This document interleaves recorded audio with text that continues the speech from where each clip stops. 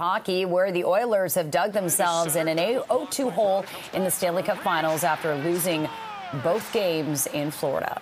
CTV's Tony Grace joins us live with more on Florida's 4-1 win. Really disappointing for so many Canadian fans, Tony, who are looking for a Canadian team to win the Cup finally. The Oilers did get off to a good start last night, but they just couldn't hang on to the lead. So, Tony, I'm not sure we want to hear this, but what are the odds now that the Oilers can claw their way back into this one? Well, you know what, guys, I don't like math, but in the sports world, everything's about statistics, right? So we got to look at that.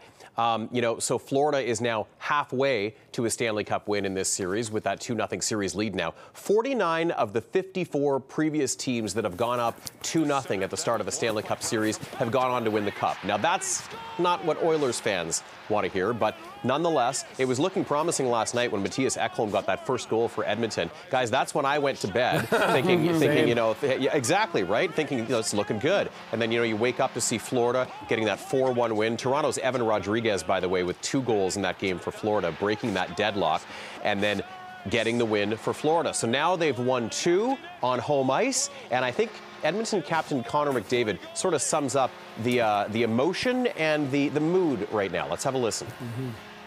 They're a great team. They defend really well. They got a great goalie, doing a lot of really good things. Obviously, they're playing in the Stanley Cup Final. They're making it tough, for sure. And there you go, guys. That pretty much sets the tone. So 2 days of, not really rest now because it's travel and practice, right? It's heading back to Alberta for Game 3 on Thursday. Zach Hyman from the Oilers saying, he put it up pretty simply, guys. He summed it up nicely. We've got to win 2 when it comes to the task at hand for winning at home. We've got to win 2, and it starts with 1. So we'll leave it at that, I think, as the series shifts back to Edmonton for Thursday night. Everyone watching. Yeah, here's hoping that the energy of the fans are gonna, boost the team.